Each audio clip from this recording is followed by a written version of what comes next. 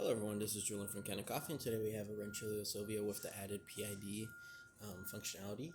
And pretty much what was happening is that the machine was tripping the GFCI whenever it was booted up. After testing quite a bit, what we found was that your heating element was actually bad.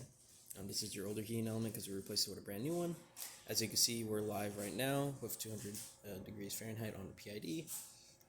But yeah, so this was bad, tripping the GFCI whenever it was plugged in. Unplugged, the machine would work fine, but of course it wouldn't heat. So we replaced it with a brand new one, new gasket, sealed it up, and yeah, now we're going to quickly test the machine. We're at 200 Fahrenheit right now. Let me put this in here. That's all we did to this machine was just the replacement of the heating element. So now we're going to brew a shot. This machine has a few seconds of kind of like a pre-infusion, then it waits and it kicks back the pump again. Don't worry if it runs a little too fast or slow, we don't calibrate our grinders to these machines. It looks like we might get a pretty decent shot here.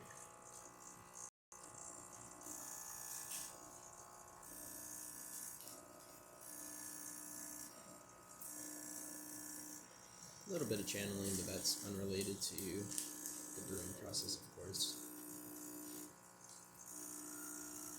And completed. Nice little shot. Take this out just to rinse the group head. Now we're going to test the steaming function of the machine. So we're going to boot this up, let it run for a little bit. You're going to see the live temperature go up on the right side of the machine. Might take a little bit of time, but again, we're just really testing to see if the heating element is working and working well.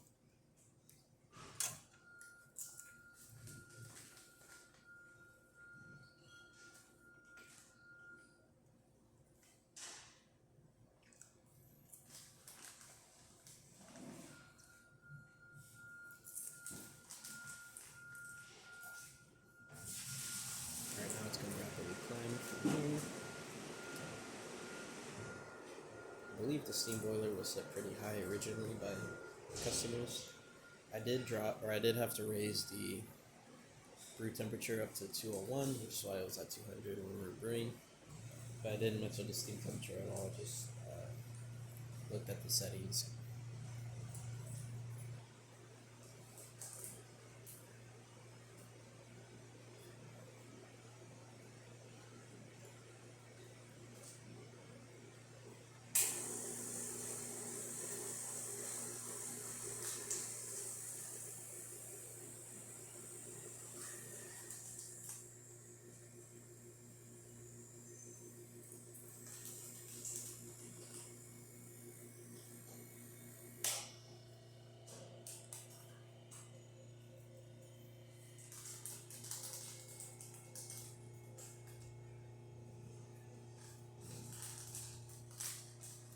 Still climbing.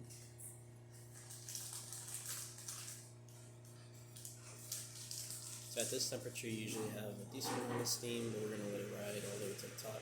You do want to usually drain some water out of the boiler, so as you can see, that water's going to push out more steam.